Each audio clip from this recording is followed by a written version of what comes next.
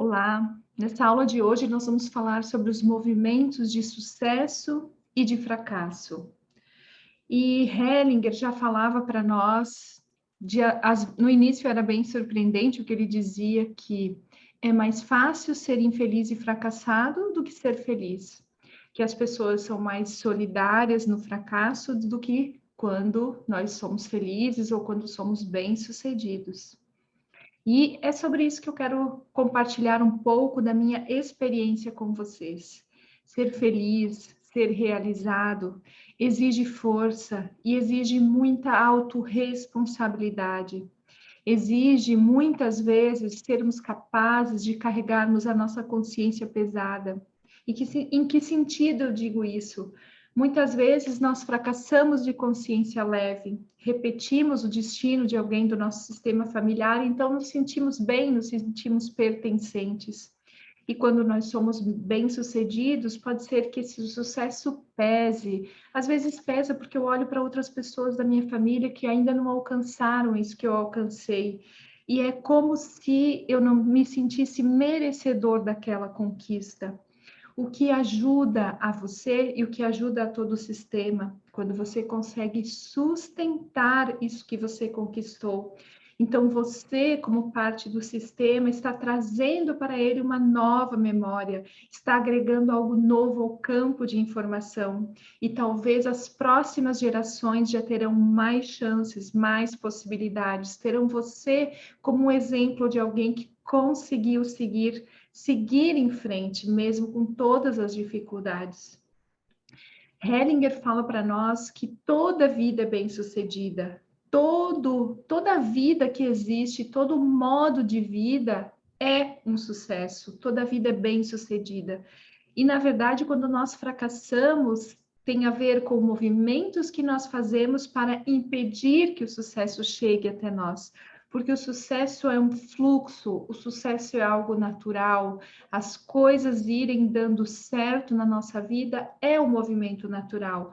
E muitas vezes é algo inconsciente dentro de nós, é algo que nós fazemos por lealdade. Aqui eu vou trazer para vocês as 4 grandes dinâmicas, as 4 principais posturas que nós utilizamos para bloquear o nosso sucesso, quase como se nós nos colocássemos como uma barreira e para dizermos para o sucesso que aqui ele não pode chegar. E quais são então essas 4 formas de impedirmos o sucesso de chegar até nós? Eu elenquei, eu fiz uma lista das principais características e vou compartilhar hoje aqui com vocês. Antes de eu falar desses 4 mecanismos, eu quero também frisar algo.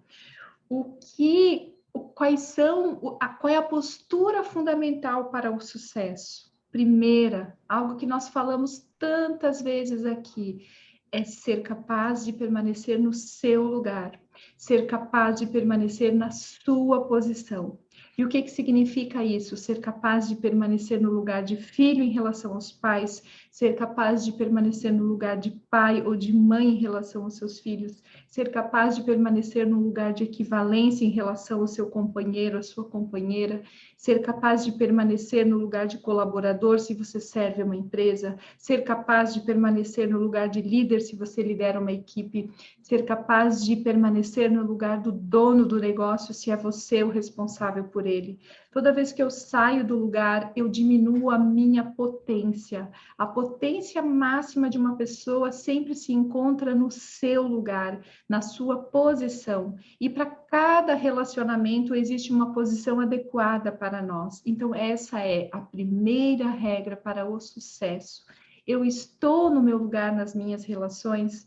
E às vezes, se você não está sendo bem-sucedido na sua profissão e no seu negócio, verifica se você não está fora de posição nos outros relacionamentos, que são relacionamentos essenciais na sua vida, porque pode ser que a sua potência já fique presa lá e você já chegue no teu negócio, na tua profissão, com um pouco menos para oferecer.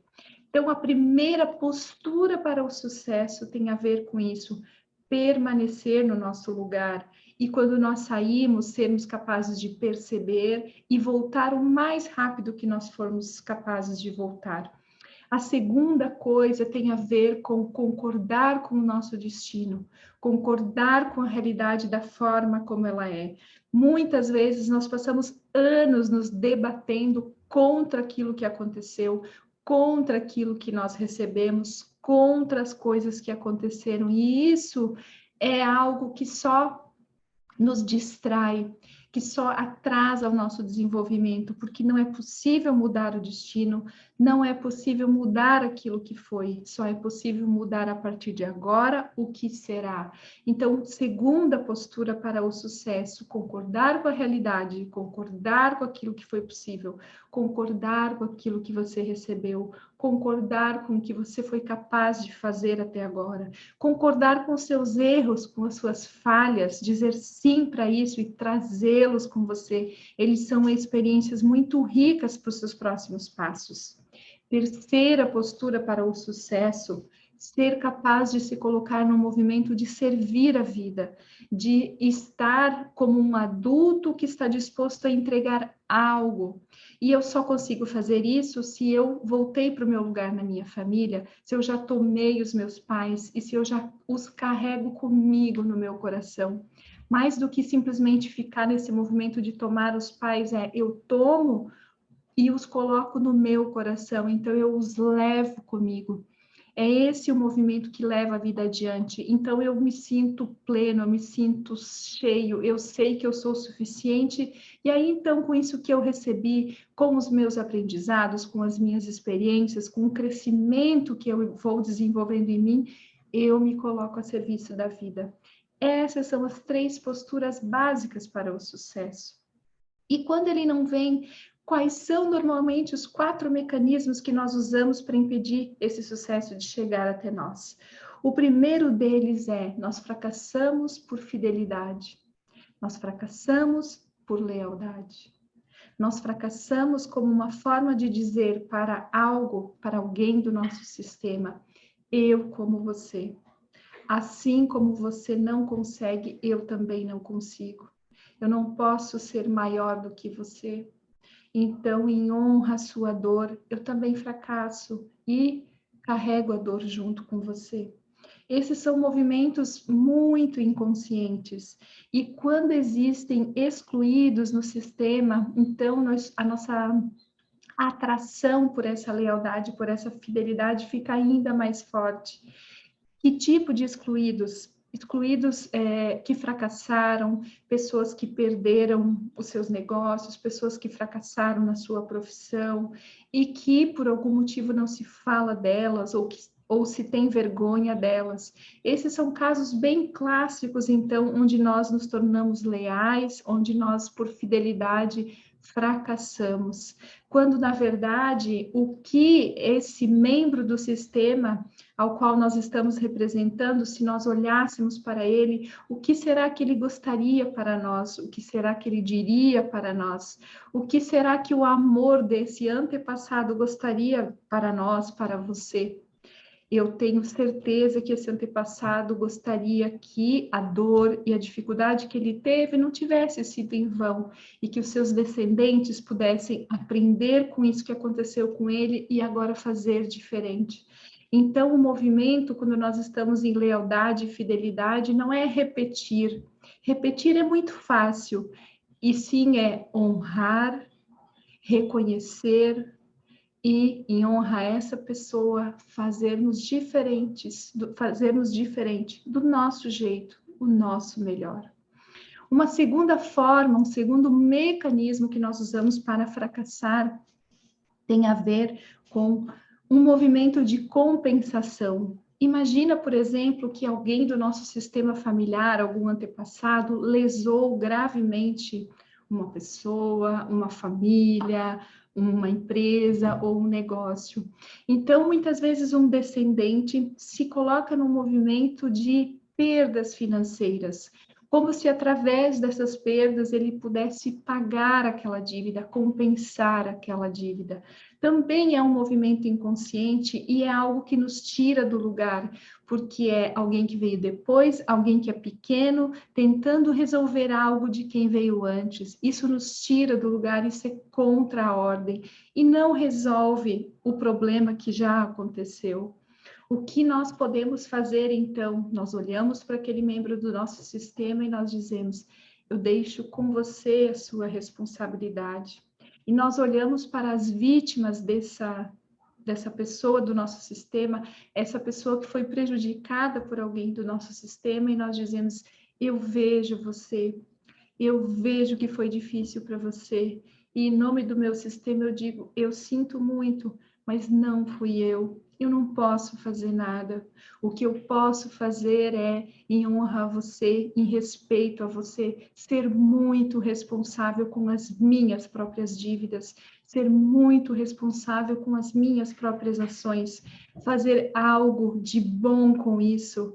E eu agradeço por aprender isso com você.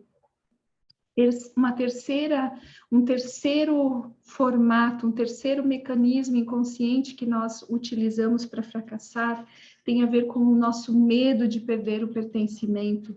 Isso é algo bem comum nas famílias quando alguém começa a se tornar tão bem sucedido, que ele se sente com uma consciência pesada, ele se sente envergonhado, às vezes, quando ele volta para a casa dos pais e quando ele encontra os irmãos, as pessoas da família, de repente todos começam a olhar de uma forma estranha para ele, talvez com um pensamento que diz: o que será que ele fez?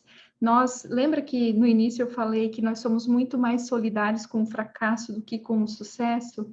E isso traz uma consciência pesada para aquele que está sendo bem-sucedido. Então, ele começa a se sentir como se ele não fizesse mais parte, como se ele fosse um estranho, como se isso ameaçasse o pertencimento dele. E no nosso inconsciente, por todo o nossa evolução instintiva, perder o pertencimento significa risco de vida, risco de perder a nossa vida. Então, essa pessoa pode entrar num movimento inconsciente de perder, de limitar o seu crescimento ou de atrair para si sócios, colaboradores, investidores que de alguma forma irão fazer com que ela perca, e aí perdendo, então, ela se sente aliviada porque agora ela volta a se tornar igual aos outros membros. Esse é um mecanismo que nós usamos para fracassar como uma forma de lidar com esse medo do pertencimento. E um quarto mecanismo que nós utilizamos, que nós é inconsciente e não é inconsciente. Nós fazemos de forma consciente, mas nós não sabemos, não temos clareza sobre os efeitos que isso traz para a nossa vida, que é: eu fracasso por vingança. E normalmente essa vingança é voltada contra quem? Vou dar um tempinho para vocês pensarem contra quem seria essa vingança quando eu fracasso para me vingar. Normalmente, acredito que se vocês já estão um tempinho no caminho sistêmico, já sabem do que eu estou falando. É como se fosse um dedo apontado para o rosto dos nossos pais para dizer: vocês estão vendo como vocês não fizeram o suficiente? Vocês estão vendo como faltou? Vocês estão vendo como foi inadequado? Vocês estão vendo o que vocês fizeram comigo? Então, é um tipo de fracasso que, por trás dele, traz uma acusação aos pais. E sim, muitas pessoas tiveram destinos muito difíceis. E se nós formos olhar, sim, essa dor que elas sentem, ela é justificável, elas têm razão em sentir aquela dor. Porém, os efeitos na nossa vida são os mesmos. Então, o que ajuda para quem teve pais difíceis, porque existem sim pais muito difíceis, o que ajuda é olhar para eles e dizer: foi muito difícil para mim. Olhar, dizer na alma, na postura, sabe? Foi muito difícil para mim. Eu sofri muito. mas eu agradeço a vida que eu recebi de vocês. E agora eu tomo isso que foi possível. E eu deixo com vocês as responsabilidades de vocês. Eu abro mão de ser juiz de vocês. Eu abro mão de ser o algoz de vocês. Eu deixo isso com vocês. E eu sou só a criança. E eu vou fazer algo de bom com a minha vida e com isso que eu recebi. Então, isso libera você e deixa os teus pais com a responsabilidade deles. Normalmente, pais difíceis, a gente sempre esquece, né? Que os pais que foram difíceis ou que são difíceis também foram crianças um dia, também tiveram suas próprias histórias, e normalmente são histórias de muita dor e de muito sofrimento. E quando nós somos capazes de olhar para além deles, para a história deles, olharmos para eles também como crianças, olharmos que eles também tiveram medo, olhar que talvez faltou também muita coisa para eles. Então, nós somos tomados por um outro olhar e por um outro amor. Olhar para além de nós mesmos, olhar para além do nosso amor. E isso, então, começa a nos liberar. Eu convido você agora a refletir sobre, normalmente, quando as coisas não dão certo para você, qual desses 4 mecanismos que eu trouxe aqui você costuma identificar? É um fracasso mais ligado à fidelidade, à lealdade? É uma repetição? É um fracasso com medo de perder o pertencimento? Ou são perdas que se repetem buscando pagar algo que você nem compreende o que é? Ou é ainda uma vingança e uma exigência? E quando você for capaz de abrir mão disso e deixar o passado no passado, receber o que foi possível para você, tomar isso com toda a grandeza que representa e seguir em frente, ser autorresponsável por tudo aquilo que depende de você, 100%, 200% autorresponsável pela sua própria vida, pela sua existência.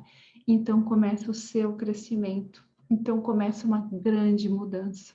E você começa a liberar os seus filhos e os seus netos para uma outra história, para um outro destino, onde a dor já pode ficar onde está e onde a vida pode se tornar mais leve. Eu te desejo momentos de reflexão, momentos de crescimento, momentos de compaixão, de generosidade, de compreensão. E se você olhar com bastante amor para os teus pais e para a criança que eles foram, eu tenho certeza que você vai encontrar algo novo dentro do seu coração. Uma boa jornada. Depois que vocês fizerem, me conta, comenta aqui nessa aula. Eu quero muito saber como está sendo esse processo de vocês e se vocês precisam algo mais, o que vocês perceberam, o que vocês encontraram nessa história, o que vocês encontraram dentro de vocês.